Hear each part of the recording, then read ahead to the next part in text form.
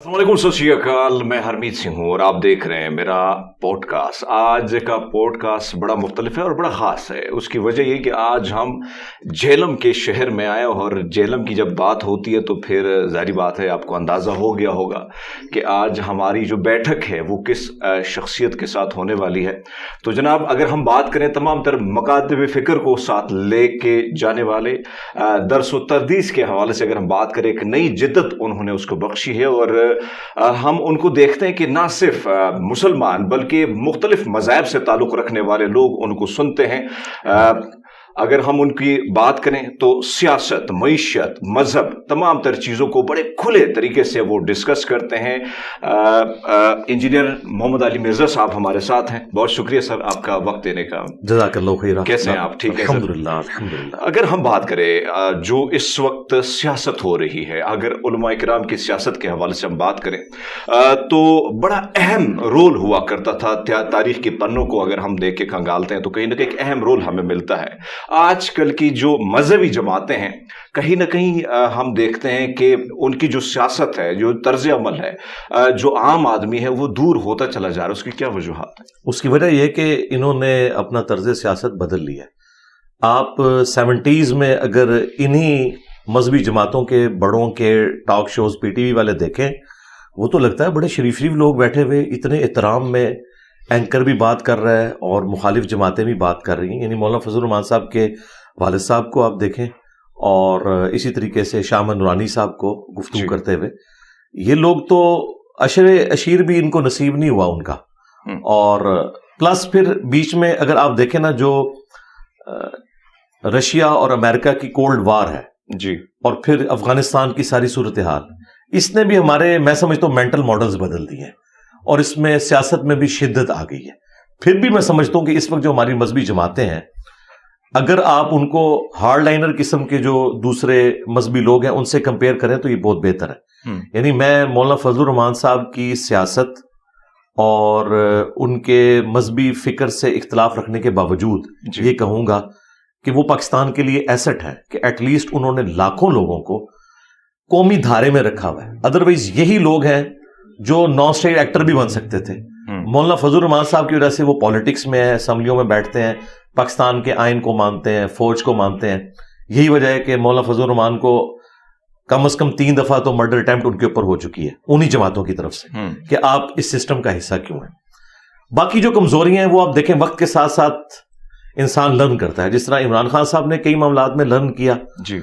जब इनकी सास अब फौत हुई है, वो खान साहब जो बाहर होते हुए इन लोगों से मिलते नहीं थे, अब वो अफसोस के लिए लोगों को भिजवा रहे हैं। और वहां पे भी बड़ा अच्छा जेस्चर दिया मौलाना फजल रहमान साहब ने कि मैं इस चीज को अखलाकी इकदार के मुनाफी और सियासत के मुनाफी समझता हूं कि मेरा जो मुखालिफ है वो जेल के अंदर है और मैं बाहर आजाद हूं। उन्हें भी पूरा मौका मिलना चाहिए कि वो भी पॉलिटिक्स में हिस्सा ले और इलेक्शन लड़े। तो मैं समझता हूं इस एतबार से आप देखें तो ये चंद एक जो हमारे बुजुर्ग सियासतदान है ना, मौलाना फजल रहमान साहब या इसी तरीके से आप वहां पे सिराजुल हक साहब को देखें, इनमें फिर भी काफी नॉर्म्स हैं। निचले लेवल के ऊपर जो आपको सख्ती थोड़ी बहुत नजर आती है एक दूसरे के बारे में अल्फाज इस्तेमाल करते हुए, तो उसको दरगुजर करना चाहिए। उसमें तो फिर पीटीए वाले मेरे ख्याल है उनसे 2 हाथ आ गई हैं अगर आप देखें अपनी जुबान के अंदर। और नून लीग और पीपल्स पार्टी वाले वो भी बाजुकात अपने मामलात इस तरीके से लेके चलते हैं, लेकिन चूंकि यंग जनरेशन खान साहब के साथ अटैच है तो यंग जनरेशन के साथ ये बिल्ट इन एक प्रॉब्लम बाय डिफॉल्ट अटैच है कि वो जज्बाती रवैयों के साथ बिहेव करते हैं। लेकिन इसकी निस्बत आप मजहबी जमातों की अगर एक्टिविटीज देखें तो वो फिर भी अल्फाज का चुनाव अच्छा करते हैं। उनके जो तकरीर करने वाले हैं वो वल्गर लैंग्वेज यूज नहीं करते।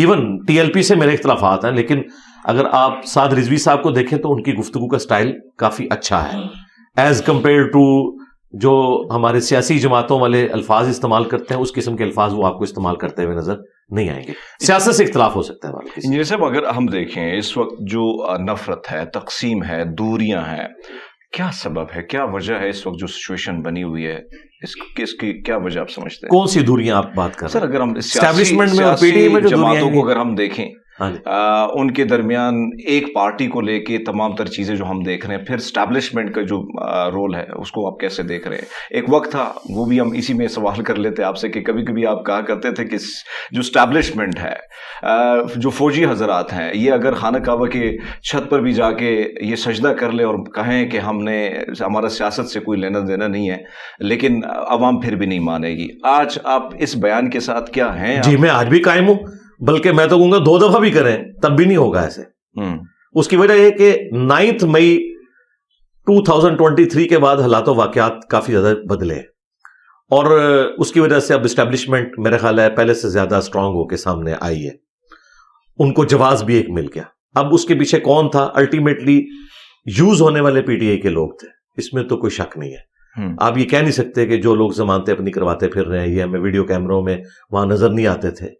باقی یہ کہنا کہ جی وہاں سے سیکیورٹی ہٹا لی تھی، جو کچھ بھی تھا، اس قسم کا دانہ اگر ڈالا کسی نے تو چگ تو لیا نا چگنے والوں نے. ہم بھی بڑے لوگ دانہ ڈالتے تھے لیکن ہم نے کبھی چگا نہیں ہے. ہمیں پتہ ہے کہ اس کے بعد کیا ہوگا. خان صاحب کو بڑی احتیاط سے چلنا چاہیے تھا، لیکن خان صاحب کے قریب کچھ ایسے لوگ تھے جنہوں نے ان کو کافی پھونک چڑھا دی تھی کہ آپ بڑے پاپولر ہو گئے ہیں اور انشاءاللہ تعالی انقلاب آ جائے گا. آپ کو پتہ ہے کہ اگر تخت نہ ملے نا تو پھر تختہ ملتا ہے. یہ تو دعائیں دیں آپ ڈیموکریٹک ویلیوز کو، آئین کو، کہ تختے تک بات نہیں جا رہی. ابھی عدالتیں بھی تھوڑی اپنے پاؤں پہ کھڑی ہوئی ہیں، ورنہ آپ دیکھیں کہ انہی عدالتوں نے بھٹو کے ساتھ جو ظلم کیا، میں تو سمجھتا ہوں وہ ایک تاریخی طور پر پاکستان کی سیاست کا شب خون مارنے والی بات ہے. تو یہ والا ایپیسوڈ ریپیٹ ہو سکتا تھا، لیکن اب مجھے کوئی امید نظر آ رہی ہے کہ انشاءاللہ اس ایکسٹریم تک معاملات نہیں جائیں گے، ورنہ کیسز تو ان کے پاس موجود تھے. اگر ہم دیکھیں اس وقت جو الیکشن کی تیاریاں ہو رہی ہیں، بلکہ الیکشن آپ یہ کہہ سکتے ہیں کہ ایک طرف ہم دیکھ رہے ہیں کہ ایک جماعت کو جس طریقے سے دیوار سے لگایا جا رہا ہے، سوشل میڈیا پہ کلپ وائرل ہیں اور لوگوں کو پکڑا جا رہا ہے، پکڑ دھکڑ ہے، پھر کہیں نہ کہیں ایک جماعت جو ہے اس کی قبولیت ہے، مقبولیت نہیں ہے. ایک جماعت کی قبولیت نہیں ہے، مقبولیت ہے. اگر یہ الیکشن ہوتا ہے اور سچویشن یہ ہے جس طریقے سے ایک پارٹی کو دیوار سے لگایا جا رہا ہے، دوسری جماعت جو ہے خاص کر نون لیگ جس کو سپورٹ حاصل ہے، تو آپ کو نہیں لگتا کہ یہ الیکشن جو ہے یہ انتشار سے بھرپور ہوگا، کہیں نہ کہیں خوفناک؟ دیکھیں میرے بھائی، یہ تو ریپلیکا ہی ہو رہا ہے 2018 میں. بالکل آپ اگر خبروں میں نام ختم کر دیں اور خبریں سننا شروع کر دیں تو یہ 2018 والی خبریں ہی آ رہی ہیں. یعنی جس طریقے سے اس زمانے میں محکمہ زراعت سامنے آیا تھا، اب اور طرح کے محکمے سامنے آ رہے ہیں، اور کاغذات نامزدگی جو ہیں وہ کسی کے جمع ہو رہے ہیں، کسی کے نہیں ہو رہے. تو جمع ہو گئے جن کے ان کے ایکسیپٹ نہیں ہو رہے، اور کینڈیڈیٹس اس طریقے سے اویلیبل نہیں ہو رہے. یہ وہی ایک. لیکن آپ کو نہیں لگتا کہ 2018 کو الیکشن کو میں نے کور کیا ہے، 2013 کو بھی بڑے قریب سے دیکھا ہے سر، اگر اس الیکشن کی بات کی جائے، تائید کنندہ جو ہیں اس کو بھی نہیں چھوڑا جا رہا ہے، اگر کوئی ساتھ جا رہا ہے اس کو بھی پکڑا جا رہا ہے، جس قسم کی یعنی توڑ پھوڑ یہ ساری چیزیں. جی میں اس طرف آنے لگا تھا، وہ میں بات اپنی مکمل کر لیتا ہوں. جی میں نے تو ابھی تمہید بنائی تھی اس کے اوپر. پہلے تو یہ آپ جیسے لوگوں کو کلیئر کرنے کی ضرورت ہے کہ یہ ظلم کوئی پہلی دفعہ تاریخ میں نہیں ہو رہا. اب تو سب نے مان لیا ہے 2018 میں جو کچھ ہوا. تو اگر آج پی ٹی آئی یا ان کے سپورٹرز یہ اعلانیہ طور پر کہیں کہ 2018 میں بھی غلط ہوا تھا، اس وقت کی مقبول جماعت نون لیگ تھی. بالکل تھی. ٹھیک ہے، اتنا کچھ کر کے بھی انہوں نے پنجاب میں اکثریت لے لی تھی، پھر بھی حکومت نہیں بنانے دی گئی. اس کے اگینسٹ آپ دیکھیں 2013 میں پی ٹی آئی نے سادہ اکثریت کے پی میں حاصل کی، لیکن نواز شریف صاحب نے انہیں حکومت بنانے دی. حالانکہ اس وقت وہ بھی جوڑ توڑ کر کے سب کچھ کر سکتے تھے، لیکن انہوں نے نہیں کیا. وہ گڈ جیسچر جو نواز شریف صاحب نے 2013 میں دیا تھا، وہ خان صاحب نے 2018 کے بعد پنجاب میں مسلم لیگ نون کو نہیں دیا. تو ظاہر انسان تو انسان ہے، پھر وہ چیزیں سنبھالی ہوئی ہوتی ہیں. اب وہ مزے لے رہے ہیں، ہم انہیں بھی سمجھائیں گے جس طرح ان کو سمجھاتے تھے، انہیں تو زیادہ سمجھائیں گے اس اعتبار سے کہ آپ کے ساتھ تو پہلے سب کچھ ہو چکا ہے، اب آپ اپنے مخالفین کے ساتھ ایسا نہ کریں. میں آپ کو ریالٹی یہ بتاؤں، اس وقت ان کے اختیار میں بھی کوئی چیز نہیں ہے. یہ گلا شکوہ جو ہمارے پی ٹی آئی کے یوٹیوبرز یا صحافی کرتے ہیں نون لیگ کو، انہیں کیوں گلا کرتے ہیں؟ ان کے اختیار میں تو کچھ نہیں ہے. جس طریقے سے 2018 میں عمران خان صاحب کے اختیار میں کچھ نہیں تھا، کرنے والے اس وقت کر رہے تھے، اور آج وہ کرنے والے زیادہ مضبوط ہیں کیونکہ 9 مئی ہو گئی ہے. اس کی وجہ سے عوام کی ہمدردیاں بھی اس طرف چلی گئیں کہ جی بڑا غلط ہوا، پاکستانی تاریخ میں ایسے کبھی بھی نہیں ہوا. باقی اس کی جو تحقیقات ہیں وہ الگ، لیکن ایک ایپیسوڈ تو ایسا غلط ہوا ہے جسے اب خان صاحب نے شروع میں مس ہینڈلنگ کی, انہوں نے کہا کہ مجھے پکڑیں گے یہ تو ہوگا, آندہ بھی ہوگا, بعد میں انہوں نے مذمت کی, لیکن وہ شروع میں جو جذباتی سٹیٹمنٹس نکل جاتی ہیں نا, وہ خان صاحب کو 99 پہ سانپ کاٹ گیا. تو جب 99 پہ سانپ کاٹے تو پھر سیدھا آپ نیچے آ جاتے ہیں. اب دوبارہ سے سیڑھی تک پہنچنے کے لیے تھوڑا ٹائم لگے گا. باقی میں ان جنرل یہ بات کروں گا کہ اس وقت جو کچھ پی ٹی آئی کے ساتھ ہو رہا ہے جی بالکل ظلم ہے. ہم اس کی مذمت کرتے ہیں اور اپنے بڑوں سے یہ ریکویسٹ کرتے ہیں کہ آپ یہ کچھ نہ کریں. ریاست جو ہے ماں کا درجہ رکھتی ہے, اور ماں کا کام یہ ہے کہ بچے اگر نافرمان بھی ہوں, کہیں پہ ان سے مس ہینڈلنگ ہو تو درگزر کا معاملہ ہونا چاہیے. بہرحال ہے تو اپنے لوگ ہیں. میں تو یقین کریں کہ میں جب یہ ساری عدالتی خبریں اور باقی چیزیں بھی میرے تک پہنچتی ہیں, میں تو پرسنلی بہت دکھی ہوتا ہوں جی. اور میں نے اپنے اینڈ کے اوپر جتنے بھی ہائر اپس ہیں ان تک اپنی پرسنل ریکویسٹ بھی بھجوائی ہیں کہ خدا کے لیے انصاف سے کام لیں. اب یہ تو بڑا ظلم ہے کہ جیو فینسنگ کے اندر کچھ لوگوں کے نام آ گئے, اور ابھی تک وہ بیچارے اپنا کیس ہی آگے نہیں چلا پا رہے کہ وہ شناخت پریڈ کے عمل سے آگے معاملات چل ہی نہیں رہے. 6-7 مہینے کے بعد بھی وہ چھوٹیں گے یہ کہہ کے جی آپ تو بے قصور تھے. تو زندگی کے 6 مہینے آپ نے لیے, وہ آپ نے سمجھ لیں وہ ان کی 6 مہینے کی زندگی کم کر دی آپ نے, اور جو اس کے پیچھے ان کی خاندان کی حالت ہے, ان کے رشتہ داروں کی حالت ہے, وہ انتہائی تکلیف دہ چیز ہے. جو لوگ جرم میں شامل ہیں وہ تو خان صاحب نے بھی کہا ہے انہیں سزا ملنی چاہیے. خان صاحب نے بھی, میرا خیال نہیں ہے کہ کہیں پہ یہ انسٹرکشن دی ہوگی کہ آپ نے آگ ضرور لگانی ہے, توڑ پھوڑ ضرور کرنی ہے. ظاہر ہے انہوں نے احتجاج تک کی بات کی ہوگی, اور یہ نیچرل ہے. پولیٹیکل لیڈر کوئی بھی احتجاج سے آگے کی بات نہیں کرتا, بالکل نہیں کرتا کہ وہ اسلحہ آپ پکڑ لیں, ورنہ تو وہاں اسلحہ بردار لوگ پہنچے ہوتے ہیں نا. لیکن یہ 9 مئی کا جو ایک ایکٹیویٹی ہے, سانیہ ہے, یہ فیسیلیٹیٹ تو اس اعتبار سے ہوا ہے ریاستی اداروں کی طرف سے کہ اگر وہ چاہتے اسٹرکٹ سیکورٹی کر کے اسے روک سکتے تھے, لیکن ان کے پاس اپنا ایک اوپینین ہے. وہ کہتے ہیں اگر ہم یہ کرتے تو انہوں نے کہنا تھا ہمیں ڈیموکریٹک رائٹ سے انہوں نے محروم کر دیا ہے, تو ہم نے بھی جو ہے نا کہا کہ ٹھیک ہے آ جاؤ پھر جو کچھ کرنا ہے. ظاہر جواب ہر بات کا موجود ہوتا ہے, بالکل جی. اور یہ تو عدالت یا عدالتی کمیشن ہی ثابت کر سکتا ہے کہ پیچھے اس معاملے میں اصل کلپرٹ کون ہے. لیکن ایپیسوڈ غلط ہے, بہت غلط ہوا, اور اس کی وجہ سے اب پیپلز پارٹی جیسی ڈیموکریٹک جماعت کم از کم اپنے کئی ایک معاملات میں وہ باقی جماعتوں سے, اے این پی کو اور پیپلز پارٹی کو اور جماعت اسلامی کو, یہ 3 جماعتیں ایسی ہیں کہ بہرحال پھر بھی یہ جمہوریت کے لیے کھڑی ضرور ہوتی ہیں. وہ بھی آپ کو اب کہتے ہوئے نظر آ رہے ہیں کہ جی وہ بڑے گھر والے اتنے ناراض ہیں کہ اب ہم بھی اپنی بات ان کے سامنے نہیں رکھ سکتے, وہ 9 مئی کو سامنے لے آتے ہیں. تو یہ 9 مئی جو ہے نا بہت بڑی مس ہینڈلنگ. اگر ہم دیکھیں, اگر پاکستان کی تاریخ کو کھنگال کے دیکھیں تو کہیں نہ کہیں ایسا لگتا ہے کہ یہ ایک تجربہ گاہ ہے, تجربے ہو رہے ہیں. ماضی میں جو آپ نے بھٹو صاحب کا ذکر کیا, پھر ہم ماضی میں جاتے ہیں فاطمہ جناح کے ساتھ کیا ہوا, لیاقت علی خان صاحب کے ساتھ کیا ہوا, جناح صاحب کے ساتھ کیا ہوا. اس ساری سچویشن کو اگر ہم دیکھیں, کیا وجہ ہے, کیا ماضی سے نہیں سیکھ پاتے اور پھر آگے بڑھتے وہی تجربے دوبارہ جو آپ نے فرمایا کہ 2018 میں جو کچھ ہوا, 2013 میں جو کچھ ہوا, ابھی دوبارہ وہی سب کچھ ہو رہا ہے. آپ نہیں سمجھتے کہ ملک کے لیے کتنا خطرناک ہے کہ تجربے کرتے کرتے کہیں نہ کہیں ریاست جو ہے, جو سچویشن ہے, عام آدمی, آپ نے فرمایا کہ میں صبح اخبار پڑھتا ہوں, خبریں آتی ہیں, پریشان ہوتا ہوں, میں خود بھی پریشان ہوتا ہوں, میرے ساتھ میری فیملی, دیگر لوگ بھی پریشان ہیں, کاروبار لوگوں کے ٹھپ پڑے. یہ تجربے کر کر کے کیوں ہم سیکھ نہیں پا رہے سر؟ سیکھیں گے, لیکن بات یہ کہ جن کو حکمرانی کا مزہ لگ چکا ہے وہ اپنا مزہ چھوڑنے کے لیے تیار نہیں ہے. میں تو شروع سے ہی بات کرتا ہوں. خان صاحب تو اب انقلابی ہوئے نا, میں تو پہلے دن سے انقلابی ہوں, لیکن ظاہر ہے خان صاحب نے جو ایفرٹ کی ہے میں تو وہ نہیں کر سکا. پولیٹکس میری فیلڈ نہیں تھی اس اعتبار سے, میں نے تو ظاہر ہے سچائی کے لیے کھڑا ہونا تھا. تو اب اگر آپ نون لیگ کی نظر سے دیکھیں, وہ کہتے ہیں کہ اقتدار آپ لوگوں نے ہم سے لیا تھا تو ہمیں ہی واپس کریں گے, کیونکہ اس وقت ہمارے ساتھ آپ نے یہ کیا تھا. اگر ہمیں 2018 تک آپ رہنے دیتے, ہم نے اگلے الیکشن بھی جیت لینے تھے پرفارمنس کے ذریعے, اور کئی چیزیں انہوں نے پرفارم بھی کی, بجلی پوری کی, باقی معاملات بھی, سی پیک بھی اگر چلتا رہتا 2021 تک کئی ایک معاملات ہو جانے تھے. لیکن بیچ میں خیر ایک یہ سارا معاملہ ہوا. اب وہ یہ کہتے ہیں کہ چونکہ عدالتیں بھی اپنے ڈیسیژن ریورس کر رہی ہیں, ہمیں بھی آپ ریورس لے کے جائیں, وہی پرائم منسٹر بحال کریں, ہمیں 5 سال دیں, اس کے بعد اگلے الیکشن میں عوام فیصلہ کریں گے. اب یہ بات تو کلیئر ہے کہ اگر نون لیگ حکومت سنبھال کے 5 سال میں پرفارمنس دے دیتی ہے, 5 سال بعد پھر پی ٹی آئی کی باری کوئی نہیں آئے گی. یہ تو حقیقت ہے, یہ تو ظاہر عوام پھر اس طریقے سے, کیونکہ کے پی کے اندر جو کچھ ہوا ہے وہ آپ لوگوں کے سامنے ہے, کوئی ایسا وہاں تو اب مسلسل اتنے عرصے سے 10 سال سے زیادہ حکومت ہے, اس لیے اب جو اسٹیبلشمنٹ ہے وہ بھی نون لیگ کے زخموں کے اوپر مرہم اس اعتبار سے رکھ رہی ہے, تو وہ ایک یہ نظام اس طریقے سے چلتا جائے گا. حقیقت بات ہے خان صاحب جو باتیں اب کر رہے ہیں نا, اگر یہ پرائم منسٹر ہوتے ہوئے کرتے سٹارٹ سے ہی, میں نے 2018 کے الیکشن کی رات یہ کہا تھا کہ اس وقت پاکستان کا سب سے مضبوط اگر کوئی انسان ہے نا تو وہ عمران خان ہے, کیونکہ اسٹیبلشمنٹ اسے دولہا بنا کے لائی تھی. ٹھیک ہے, شروع میں وہ بلی مار لیتے نا, جو وہ باتیں کیا کرتے تھے کہ میرا آرمی چیف اگر یوں کر دے, میرا D G I S I یوں کر دے تو میں تو اسے فائر کر دوں گا. کیا تو کوئی نہیں, وہ اعلی کار بنے رہے ان دونوں کے ہاتھوں.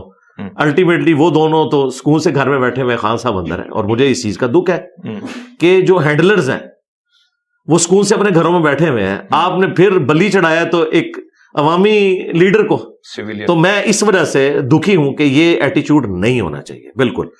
اور اسی لیے میں نے 9 مئی کی رات کو بھی لائیو اپنے سیشن میں بات کی تھی, بڑوں تک بات پہنچ گئی الحمدللہ, لاکھوں لوگوں نے میری ویڈیوز دیکھی ہے, ساروں تک پہنچتی ہیں. اس کے بعد سے مسلسل میں یہ کہہ رہا ہوں کہ خدا کے لیے آپ اپنے معاملات کو اب اس حوالے سے درست کریں. اگر آپ ان ہینڈلرز کو سزا نہیں دے سکتے تو آپ ایک پولیٹیکل لیڈر کو کیوں سزا دیں گے؟ آپ دیکھیں جسٹس شوکت صدیقی صاحب, میں انہیں پرسنلی جانتا ہوں, دلیر آدمی ہیں, اپ رائٹ بندے ہیں. کتنی کوشش کی سپریم کورٹ نے اس دن, لوگ تو کہہ رہے ہیں وہ سازش کی. وہ سپریم کورٹ کا سٹائل یہی ہوتا ہے بات کرنے کا کہ کسی طریقے سے خان صاحب کا نام دے دیں. ٹھیک ہے, لوگ کہہ رہے ہیں وہ حامد خان صاحب کی وجہ سے نہیں لیا. جسٹس شوکت صدیقی نے بھی کبھی نام نہیں لینا تھا. وہ میری طرح بڑے ایک اپ رائٹ قسم کے بندے ہیں اور وہ ٹروتھ لور ہیں, انہوں نے کبھی بھی نام نہیں لینا تھا خان صاحب کا. ان کا مسئلہ یہ ہے کہ وہ یہ سمجھتے ہیں کہ اصل جو کلپرٹ ہے وہ ہینڈلرز ہے. خان صاحب تو مورا تھے نا, وہ کبھی بھی نام نہیں لیں گے خان صاحب کا کہ جی وہ پوچھ رہے تھے نا قاضی صاحب کے بینیفیشری پھر کون ہوا, ان کا نہیں, میں نے سسٹم کو ٹھیک کرنا ہے. اگر میں نے پینشن ہی لینی ہوتی وہ تو مجھے مل رہی ہے, میں چاہتا ہوں کہ اصل ہینڈلرز جو ہے نا ان کو پکڑا جائے. تو ان میں سے ایک کو تو نوٹس ہو گئے نا, 2-3 بندوں کو. سر ایک اور چیز اگر ہم دیکھیں, اب دولہا عمران خان کو لایا گیا, دولہا بہت سارے دولہے بن جاتے ہیں, جی بنتے ہیں, گھوڑی پھر بھاگ جاتی ہے. اب یہ دولہا جو ہے 4 دفعہ 3 دفعہ نواز شریف صاحب کی بات کر رہا ہوں بنا ہے, اب دوبارہ گھوڑے پہ چڑھنے کو تیار ہے. کیوں یہ آپ کو نہیں لگتا کہ سسٹم کو ڈیریل کرنے میں کہیں نہ کہیں نقصان پہنچانے میں کہیں نہ کہیں دولوں کا بھی کوئی قصور ہے؟ کیونکہ جی قصور تو ہے, اس میں کوئی شک نہیں ہے, یہ یوز ہو جاتے ہیں اور یہ یعنی آکسیجن دے دیتے ہیں اینڈ ٹائم کے اوپر. لیکن ان بیچاروں کی بھی اپنی مجبوری ہے نا جی, رہنا تو سسٹم کے اندر ہی ہے نا. لوگ بات تو کرتے ہیں جی پولیٹیشینز کیا سٹینڈ لیں گے, مجھے بتائیں. ایک طرف فل پاور ہے, ریسورسز ہیں, دوسری طرف ایک ووٹ کی پرچی ہے. آپ یورپ امریکہ میں تو نہیں بیٹھے ہوئے کہ ووٹ کی پرچی اتنا اثر رکھتی ہے اور لوگ اپنے پولیٹیکل لیڈرز کے ساتھ اتنے ڈیڈیکیٹڈ ہیں کہ وہ ٹینکوں کے آگے جا کے لیٹ جائیں گے. یہاں تو 2 وقت کی روٹی پوری نہیں ہوتی.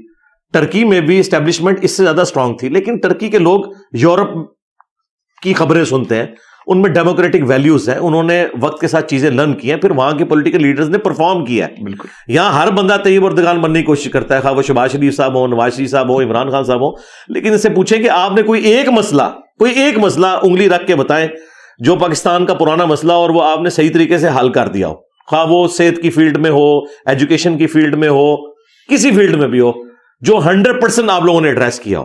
تو کوئی پرفارمنس کریں گے تاکہ عوام کو اعتماد ہو.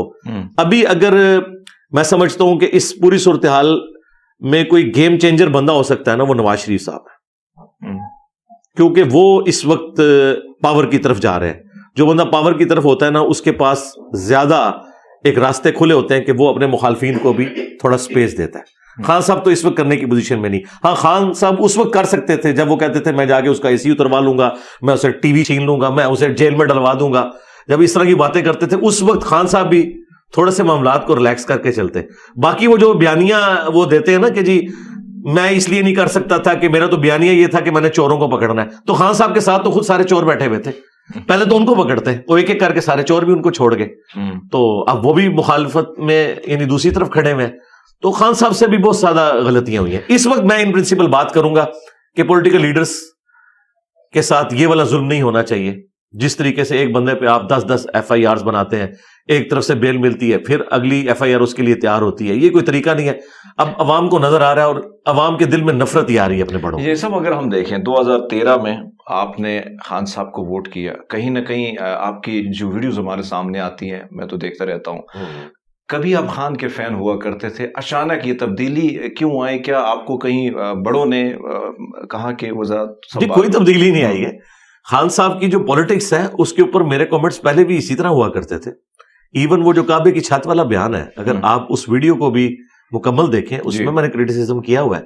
وہ تو پرانے کلپ نکال کے PTI والوں نے وہ ہنگامہ کھڑا کر دیا, نئی ویڈیو تو کوئی بھی نہیں تھی.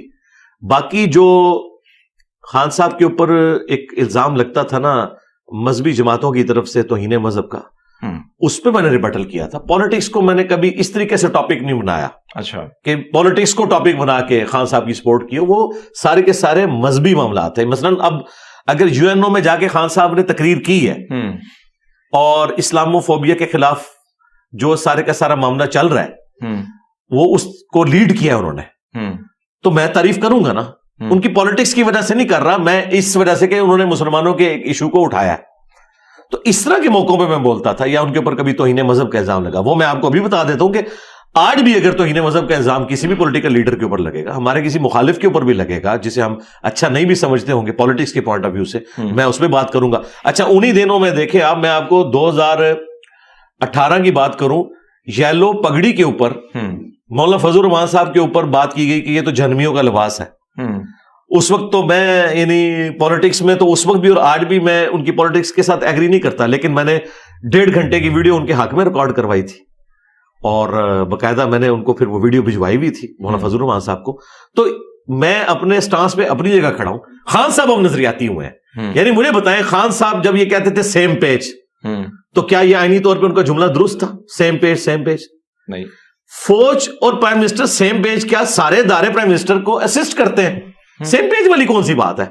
اب وہ سیم پیج کہہ کے نا وہ اپنے مخالفین کو ابھارتے تھے کہ فوج میری پشت پہ ہے, اس کی وجہ سے مخالفین ایک آدھ بیان داغ دیتے تھے فوج کے خلاف, پھر خان صاحب کو تھوڑی آکسیجن مل جاتی تھی, یوں چلتے رہے. اب وہی کچھ مخالفین خان صاحب کے ساتھ کر رہے ہیں. تو یہ سیم پیج, یہ نعرہ تو خان صاحب نے خود لگایا ہوا تھا, تو میں نے تو نہیں ان کو کہا تھا کہ آپ کہا کریں, تو ہم کہتے تھے وہ نعرہ غلط تھا, نہیں کہنا چاہیے تھا. ہاں اب آپ جو باتیں کر رہے ہیں نا یہ نظریاتی باتیں ہمیں اچھی لگتی ہیں. جیسا اگر ہم دیکھیں اس وقت ہمارے سامنے بہت ساری چیزیں ایسے آ رہی ہیں, غیر آئینی اقدامات بھی ہو رہے ہیں, لوگ لاپتہ بھی ہو رہے ہیں. بلوچستان سے خواتین کے وہ بڑے پرامن طریقے سے آتے ہیں, میں اس کو کور بھی کرتا رہتا ہوں. ان پر جس طریقے سے اسلام آباد میں تشدد کیا گیا, پھر اگر ہم گلگت بلتستان میں بات کرتے ہیں وہاں سے لوگ لاپتہ ہوتے ہیں. اس ساری سچویشن میں کہیں نہ کہیں مذہبی رہنما جو ہیں, بہت سارے ایسے آپ جیسے مفکرین جو ہیں, لوگوں کو جو جس طریقے سے آپ کو لوگ سنتے ہیں, کبھی ہم نے نہیں دیکھا کہ آپ نے آواز کے لیے بھی اٹھائی ہو؟ سرکار ہم نے 2013 میں ویڈیو ریکارڈ کروائی تھی بلوچستان کے حق میں, جب مذہبی جماعتیں, اسٹیبلشمنٹ, سیاسی جماعتیں ایک پیج میں ہوا کرتی تھی. FATF سے بھی میں 3-4 سال پرانی بات کر رہا ہوں, یوٹیوب پہ میری اپلوڈنگ ڈیٹس موجود ہیں. میں نے اس وقت بلوچستان کے حق میں آواز بلند کی تھی جب فوجی آپریشن اس وقت شروع ہوا تھا. مشرف نے جو کچھ کیا بگٹی صاحب کے ساتھ, میں نے اس زمانے میں مخالفت کی تھی.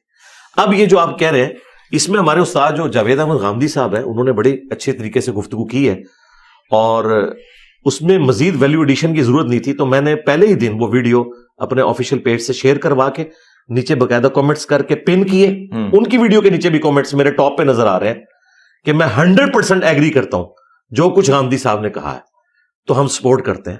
باقی مجھے یہ بتائیے, جب خان صاحب تھے, خان صاحب نے اختر مینگل صاحب کو اپنے ساتھ جن نکات کی بنیاد کے اوپر شامل کیا تھا, ان میں مسنگ پرسنز کا مسئلہ سب سے بڑا تھا. اس وقت یہ دھرنوں میں بھی جا کے بیٹھتے تھے, منظور پشتین کے ساتھ بھی بیٹھتے تھے.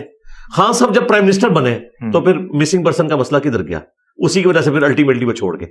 اب جب باہر نکلے ہمیں یہ وسوسے آتے ہیں کہ آج کل اگر PTI کے سپورٹر, صحافی یا یوٹیوبر جا کے ان دھرنوں میں بیٹھ رہے ہیں نا, تو وہ بس یہی کر رہے ہیں کہ دشمن کا دشمن جو ہے نا وہ دوست ہوتا ہے, اور دوست کا دشمن, یہ وہ والا چکر لگ رہا ہے مجھے. ہو سکتا ہے میری بات گمانی ہو. یہ ساری باتیں اس وقت اچھی لگتی ہیں جب آپ خود حکومت میں تھے. پھر مجھے اچھا لگتا کہ عمران ریاض خان جو ہے وہ بلوچیوں کے حق میں آواز بلند کرتے. اب کر رہے ہیں, بہت اچھی بات ہے. چونکہ اب انہوں نے معافی مانگ لی ہے تو میں انہیں کرٹیسائز بھی نہیں کروں گا. انہوں نے یوں ہاتھ جوڑ کے معافی مانگی ہے اور ہماری سسٹر کو یعنی اپنی وائف کو وہ ساتھ لے کے گئے ہیں, بہت اچھی بات ہے. لیکن اس وقت جو کچھ کرتے تھے, اس زمانے میں پاور میں تھے, اس وقت کچھ کر سکتے تھے تو کرتے. اس وقت ثاقب نثار صاحب بھی آ کے بار میں جب خطاب کرتے تھے, میں تو ایک دن بڑا ایکسائٹ ہو گیا. انہوں نے کہا میں نے تو بلایا ہے DGISI کو بھی کہ مسنگ پرسن کا مسئلہ حل کرو. اب مجھے کیا پتا تھا کہ اس نے کیا بلانا ہے, یہ تو خود ان کے پاس جاتے ہیں.